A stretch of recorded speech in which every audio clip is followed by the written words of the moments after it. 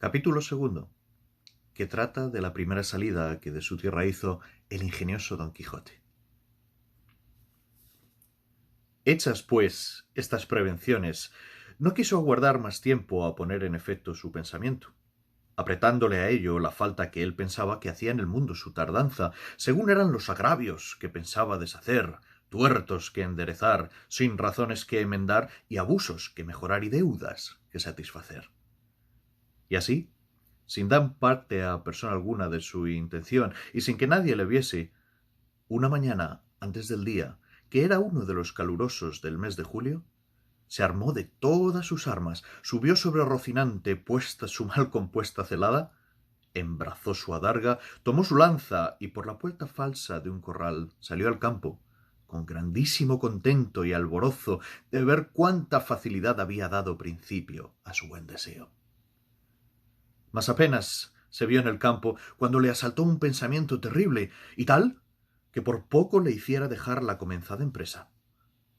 Y fue que le vino a la memoria que no era armado caballero y que, conforme a ley de caballería, ni podía ni debía tomar armas con ningún caballero, y puesto que lo fuera, había de llevar armas blancas, como novel caballero, sin empresa en el escudo, hasta que por su esfuerzo la ganase.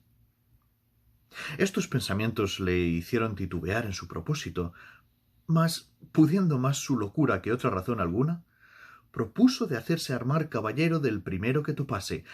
a imitación de otros muchos que así lo hicieron, según él había leído en los libros que tal le tenían. En lo de las armas blancas, pensaba limpiarlas de manera, en teniendo lugar, que lo fuesen más que un arminio. Y con esto se quietó y prosiguió su camino sin llevar otro que aquel que su caballo quería, creyendo que en aquello consistía la fuerza de las aventuras.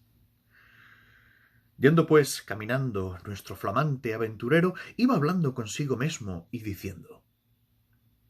¿Quién duda sino que en los venideros tiempos, cuando salga a luz la verdadera historia de mis famosos hechos, que el sabio que los escribiere no ponga, cuando llegue a contar esta mi primera salida tan de mañana, de esta manera: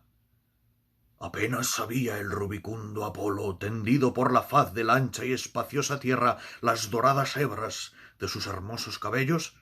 y apenas los pequeños y pintados pajarillos con sus arpadas lenguas habían saludado con dulce y meliflua armonía la venida de la rosada aurora, que, dejando a la blanda cama del ceroso marido, por las puertas y balcones del manchego horizonte a los mortales se mostraba, cuando el famoso caballero Don Quijote de la Mancha, dejando las ociosas plumas, subió sobre su famoso caballo Rocinante y comenzó a caminar por el antiguo y conocido campo de Montiel. Y era verdad que por él caminaba. Y añadió diciendo: dichosa edad y dichoso siglo, aquel donde saldrán a luz las famosas hazañas mías, dignas de entallarse en bronces, esculpirse en mármoles y pintarse en tablas para memoria en lo futuro. Oh tú, sabio encantador, quien quiera que seas, a quien ha de tocar el ser coronista de esta peregrina historia, ruégote que no te olvides de mi buen Rocinante, compañero eterno mío en todos mis caminos y carreras. Luego volvía diciendo, como si verdaderamente fuera enamorado: oh princesa Dulcinea, señora de este cautivo corazón, mucho agravio me habedes fecho en despedirme y reprocharme con el riguroso afincamiento de mandarme no parecer ante la vuestra fermosura. Plegaos, señora, de membraros de este vuestro sujeto corazón que tantas cuitas por vuestro amor padece. Con esto se iba insertando otros disparates, todos al modo de lo que sus libros le habían enseñado, imitando en cuanto podía su lenguaje. Con esto caminaba tan despacio y el sol entraba tan apriesa y con tanto ardor que fuera bastante a derretirle los sesos si algunos tuviera. Casi todo aquel día caminó sin acontecerle cosa que de contar fuese, de lo cual se desesperaba, porque quisiera topar luego con quien hacer experiencia del valor de su fuerte brazo. Autores hay que dicen que la primera aventura que le avino fue la de Puerto Lápice. Otros dicen que la de los molinos de viento, Pero lo que yo he podido averiguar en este caso y lo que he hallado escrito en los anales de la Mancha, es que él anduvo todo aquel día, y al anochecer su rocín y él se hallaron cansados y muertos de hambre, y que, mirando a todas partes por ver si descubriría algún castillo o alguna majada de pastores donde recogerse y a donde pudiese remediar su mucha hambre y necesidad, vio, no lejos del camino por donde iba, una venta, que fue como si viera una estrella que no a los portales, sino a los alcázares de su redención le encaminaba. Dióse prisa a caminar y llegó a ella a tiempo que anochecía. ¿Estaban acaso a la puerta dos mujeres mozas de estas que llaman del partido, las cuales iban a Sevilla con unos arrieros que en la venta aquella noche acertaron a hacer jornada? Y como a nuestro aventurero todo cuanto pensaba, veía o imaginaba le parecía ser hecho y pasar al modo de lo que había leído, luego que vio la venta se le representó que era un castillo, con sus 4 torres y chapiteles de luciente plata, sin faltarle su puente levadiza y honda cava, con todos aquellos adherentes que semejantes castillos se pintan. Fuese llegando a la venta que a él le parecía castillo, y a poco trecho de ella detuvo las riendas a Rocinante, esperando que algún enano se pusiese entre las almenas a dar señal con alguna trompeta de que llegaba caballero al castillo. Pero como vio que se tardaban y que Rocinante se daba priesa por llegar a la caballeriza, se llegó a la puerta de la venta y vio a las 2 distraídas mozas que allí estaban, que a él le parecieron 2 hermosas doncellas o 2 graciosas damas, que delante de la puerta del castillo se estaban solazando. En esto sucedió acaso que un porquero que andaba recogiendo de unos rastrojos una manada de puercos, que, sin perdón, así se llaman, tocó un cuerno, a cuya señal ellos se recogen, y al instante se le representó a don Quijote lo que deseaba, que era que algún enano hacía señal de su venida. Y así, con extraño contento, llegó a la venta y a las damas, las cuales, como vieron venir un hombre de aquella suerte armado, y con lanza y adarga, llenas de miedo se iban a entrar en la venta. Pero don Quijote, coligiendo por su huida su miedo, alzándose la visera de papelón y descubriendo su seco y polvoroso rostro, con gentil talante y voz reposada, les dijo: «Non fuyan las vuestras mercedes, ni teman desaguisado alguno, cá, a la orden de caballería que profeso, non toca ni atañe facerle a ninguno, cuanto más a tan altas doncellas como vuestras presencias demuestran». Mirábanle las mozas y andaban con los ojos buscándole el rostro, que la mala visera le encubría. Mas como se oyeron llamar doncellas, cosa tan fuera de su profesión, no pudieron tener la risa, y fue de manera que don Quijote vino a correrse y a decirles: «Bien parece la mesura en las fermosas, y es mucha sandez, además, la risa que de leve causa procede. Pero non vos lo digo porque os acuitedes ni mostredes mal talante, que el mío non es de al que de serviros».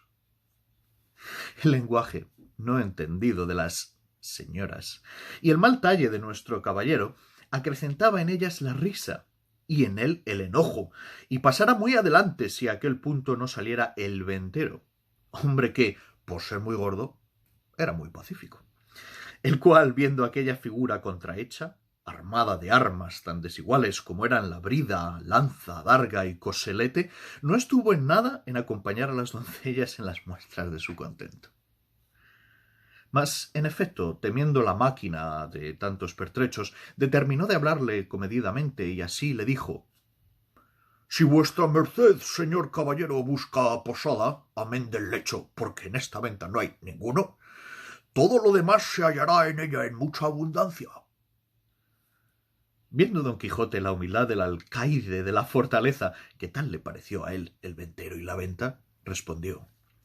«Para mí, señor castellano, cualquiera cosa basta, porque mis arreos son las armas, mi descanso el pelear», etc. Pensó el huésped que el haberle llamado castellano había sido por haberle parecido de los sanos de Castilla, aunque él era andaluz, y de los de la playa de Sanlúcar, no menos ladrón que caco, ni menos maleante que estudiantado paje, y así le respondió: Según eso, las camas de vuestra merced serán duras peñas y su dormir siempre velar. Y siendo así, bien se puede apear con seguridad de hallar en esta choza ocasión y ocasiones para no dormir en todo un año, cuanto más en una noche. Y diciendo esto fue a tener el estribo a don Quijote, el cual se apeó con mucha dificultad y trabajo, como aquel que en todo aquel día no se había desayunado. Dijo luego al huésped que le tuviese mucho cuidado de su caballo, porque era la mejor pieza que comía pan en el mundo. Miróle el ventero y no le pareció tan bueno como don Quijote decía, ni aun la mitad. Y acomodándole en la caballeriza, volvió a ver lo que su huésped mandaba, al cual estaban desarmando las doncellas, que ya se habían reconciliado con él, las cuales, aunque le habían quitado el peto y el espaldar, jamás supieron ni pudieron desencajarle la gola, ni quitalle la contrahecha celada que traía atada con unas cintas verdes. Y era menester cortarlas por no poderse quitar los nudos. Mas él no lo quiso consentir en ninguna manera, y así se quedó toda aquella noche con la celada puesta, que era la más graciosa y extraña figura que se pudiera pensar. Y al desarmarle, como él se imaginaba que aquellas traídas y llevadas que le desarmaban eran algunas principales señoras y damas de aquel castillo, les dijo con mucho donaire: «Nunca fuera caballero de damas tan bien servido, como fuera don Quijote cuando de su aldea vino. Doncellas curaban de él, princesas del su Rocino». «Oh, Rocinante, que este es el nombre, señoras mías, de mi caballo, y don Quijote de la Mancha el mío, que puesto que no quisiera descubrirme fasta que las fazañas fechas en vuestro servicio y pro me descubrieran, la fuerza de acomodar al propósito presente este romance viejo de Lanzarote ha sido causa que sepáis mi nombre antes de toda sazón. Pero tiempo vendrá en que las vuestras señorías me manden y yo obedezca, y el valor de mi brazo descubra el deseo que tengo de serviros». Las mozas, que no estaban hechas a oír semejantes retóricas, no respondían palabra. Sólo le preguntaron si quería comer alguna cosa. «Cualquiera allantaría yo», respondió don Quijote, «porque a lo que entiendo me haría mucho el caso». A dicha acertó a ser viernes aquel día, y no había en toda la venta sino unas raciones de un pescado que en Castilla llaman abadejo y en Andalucía bacallao, y en otras partes curadillo y en otras truchuela. Preguntáronle si por ventura comería su merced truchuela, que no había otro pescado que dalle a comer. «Como haya muchas truchuelas», respondió don Quijote, «podrán servir de una trucha, porque eso se me da que me den 8 reales en sencillos que en una pieza de a 8. Cuanto más que podría ser que fuesen estas truchuelas como la ternera, que es mejor que la vaca, y el cabrito que el cabrón. Pero sea lo que fuere, venga luego, que el trabajo y peso de las armas no se puede llevar sin el gobierno de las tripas». Pusiéronle la mesa a la puerta de la venta, por el fresco, y trújole el huésped una porción de mal remojado y peor cocido bacallao y un pan tan negro y mugriento como sus armas. Pero era materia de grande risa verle comer, porque, como tenía puesta la celada y alzada la visera, no podía poner nada en la boca con sus manos, si otro no se lo daba y ponía, y ansí una de aquellas señoras servía de este menester. Mas al darle de beber no fue posible, ni lo fuera, si el ventero no horadara una caña, y, puesto el un cabo en la boca, por el otro le iba echando el vino. Y todo esto lo recibía en paciencia, a trueco de no romper las cintas de la celada.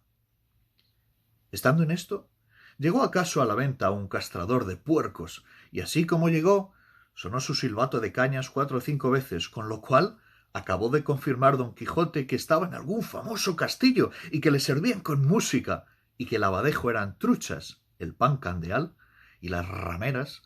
damas, y el ventero castellano del castillo. Y con esto daba por bien empleada su determinación y salida.